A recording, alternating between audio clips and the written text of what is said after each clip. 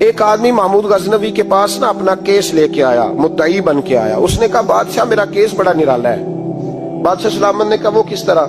کہنے لگا یہ میرے پاس ایک تھیلی ہے، میں نہ سفر پہ جانے لگا تو یہ تھیلی پوری ہیروں کی بھری ہوئی، فلاں علاقے کے جو قاضی صاحب ہے نا، میں جاتی دفعہ میں کہیں سفر پہ جا رہا تھا تو میں ان کے پاس چھوڑ گیا کہ رستہ لمبا ہے، کہیں کوئی مجھ سے چھین نہ لے، ہیروں کی بھری ہوئی۔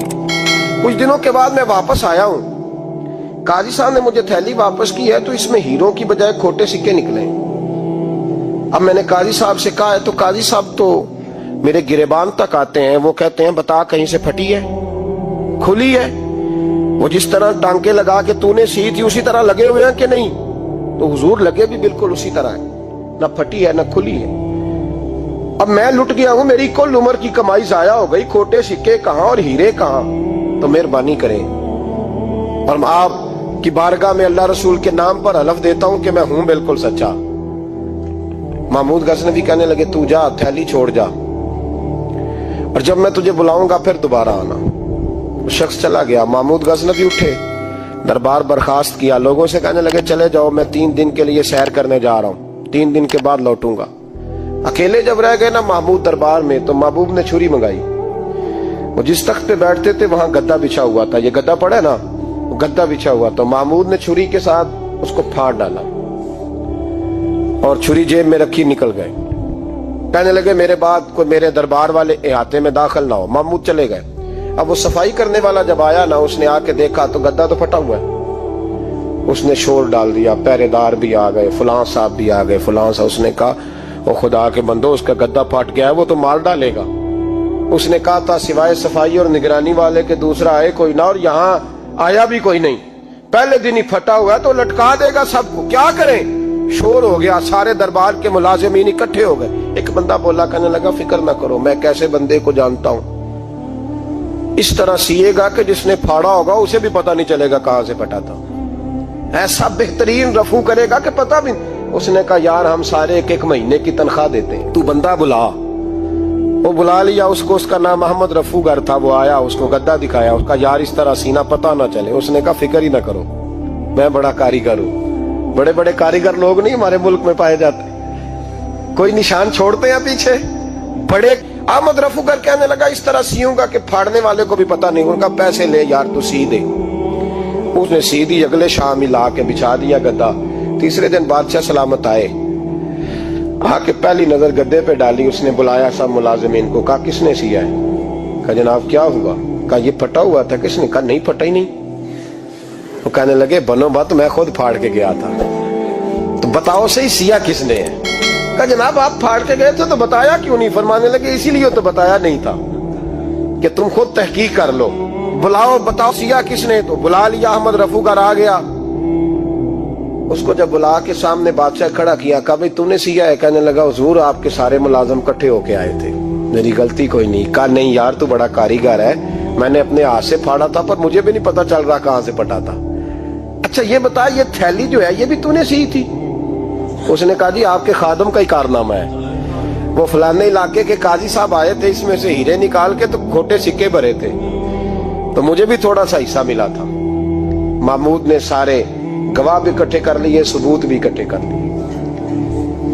پھر قاضی کو بلایا، پہلے سارے ثبوت اور گواہ کیس حل کر لیا۔ پھر ہمارے ہاں یہ حال ہوتا ہے کہ مدعی 2-3 ہفتے کے بعد خود ہی ہاتھ باندھ جاتا ہے، کہنا تسی میری جان چھڈو، مجرم پھڑو پاوے نہ پڑھو۔ وہ کہتا ہے مجھے معافی دو، میں رہا۔ ظلم ہے نا، ظلم زیادتی ہے کہ جو بیچارہ اتنے سوال مجرم سے نہیں ہوتے جتنے مدعی سے ہوتے۔ آپ یقین کریں اتنے سوالات ہوتے۔ سارے ثبوت اکٹھے کر کے قاضی صاحب کو بلایا، تنہائی میں لے جا کے محمود غزنوی نے کہا قاضی صاحب آپ سے غلطی ہو گئی، غریب آدمی تھا، وہ لٹ گیا ہے، اس نے تو بڑی مشکل سے کچھ ہیرے جمع کیے تھے اور اس کی کل کائنات تھی، تو آپ اس کا مال اسے دے دیں، بات ختم۔ قاضی صاحب کہنے لگے آپ مجھ پہ الزام لگا رہے ہیں، سوال ہی نہیں پیدا ہوتا۔ آپ میری داڑھی دیکھیں، آپ میرا اعزاز دیکھیں، دنیا جانتی ہے میں اس کا۔ قاضی صاحب انسان بھول ہی جاتا ہے، بندہ بھول جاتا ہے، غلطی ہوگی، مال نے کہا نہیں سب۔ کہا میں تنہائی میں پوچھ رہا ہوں، میں اس وقت پوچھ رہا ہوں جب دوسرا موجود کوئی نہیں، آج توبہ کر لے، میں کچھ نہیں کہوں گا، تو میری زبان پہ اعتبار کر، تجھے پتہ ہے میں جو کہتا ہوں اس پہ عمل بھی کرتا ہوں، باز آ جا۔ پر قاضی نے کہا نہیں میری غلطی کوئی نہیں، मामूद ने फिर भरे दरबार में बुला लिया। मजमा आम में मोहलत के दिनों में जो तौबा कर ले वो बच जाते हैं, लेकिन लोग रुस्वानियों के दिनों में फिर वापस लौटते हैं अगला घर देख के, फिर हालात और तरह के हो चुके होते हैं। जब भरे दरबार में काजी को बुलाया, भाई तू मानता है कि नहीं? उसने कहा नहीं। तो कहा बुलाओ अहमद रफूगर को। जब अहमद रफूगर आया तो बूढ़े काजी की टांगे कांपने लगी, जुमले टूटने लगे, लफ्ज जमीन पर गिरने लगे, बात सही नहीं होती, जुबान लड़खड़ाने लगी। महमूद कहने लगे काजी मैंने तुझे कहा था वहां मान जा बात, अब भरे दरबार में बोल। तो जब काजी साहब की गर्दन खुद ब खुद झुक गई तो दुनिया समझ गई। कहा निकल जा मेरे दरबार से। महमूद बोले निकल जा, इतनी तुझे इज्जत दी, इतनी बड़ी तनख्वाह दी, काजी बनाया, और ये थोड़ी सी रकम के लिए, थोड़ी सी रकम के लिए तू बददियानत हो गया, चल चला जा, निकल। काजी दरबार से निकला तो लोग लानतें बरसाने लगे। कल जो दुकानें छोड़ के सलूट करने आते थे वो कहने लगे इसकी उम्र देखो, इसके काम देखो, देखो इसने क्या किया। घर गया, बच्चे जिनके लिए पाप कमाया था, जिन्ना ली तू पाप कमाए हुन किथे नहीं हो तेरे घर दे। वो बच्चे कहने लगे अब्बा जी हम तो स्कूल मदरसा जाने के काबिल नहीं रहे, उम्मीद थी कि बीवी साथ देगी। वो कहने लगी मैं मेके कैसे जाऊंगी, गली की औरतें तरह तरह की बातें बनाती हैं। और भाई कामयाबियों के बड़े सरबराह होते हैं, तो कामयाब हो जाए तो सारे कहते हैं मेरी सपोर्ट से हुआ है। नाकामियां हमेशा यतीम होती हैं, नाकामियों का कोई सरबराह नहीं होता। जब तक तो काजी था तो बड़े बात थी, हर बंदा कहता था रिश्तेदार है। रुसवाई हो गई तो वो तेरी आंख हो या संगे मलामत की चुभन, कौन पहुंचा है मेरे दर्द की गहराई तक। दौरे शोहरत में तो यारों ने किया याद बहुत, साथ आया ना कोई कूचे रुसवाई तक। और मियाँ साहब कहने लगे सारी उम्र ही आटा गुद है, मैं लखा कीते नहीं पेड़े, अब वक्त आया ही ते मोहम्मद बख्शा कोई नहीं हूं बैठा नेड़े। हालात ही बदल गए। काजी खामोशी से अंदर चला गया, अपनी रुसवाई समेट के बिस्तर पे लेटा। न रोटी की भूख लगी, न पानी की प्यास लगी, न नींद आई, सारी रात तड़पता रहा।